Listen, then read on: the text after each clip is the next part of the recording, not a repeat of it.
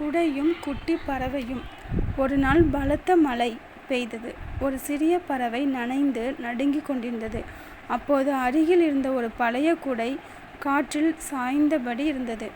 அந்த குடை பேசுவது போல தோன்றியது. என்னிடம் வா, நான் புதிதாக இல்லை என்றாலும் உன்னை மழையிலிருந்து காப்பாற்ற முடியும்.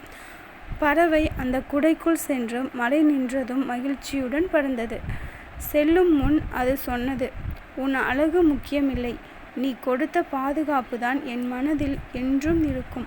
அந்த நாளிலிருந்து அந்த குடை புரிந்து கொண்டது, உண்மையான நட்பு என்பது அருகில் இருப்பதல்ல, தேவையான நேரத்தில் துணையாக நிற்பதுதான். முடிவு. நண்பன் என்பது சிரிக்கும் நேரத்தில் கைத்தட்டுபவன் அல்ல, அழும் நேரத்தில் கையை பிடிப்பவன்தான்.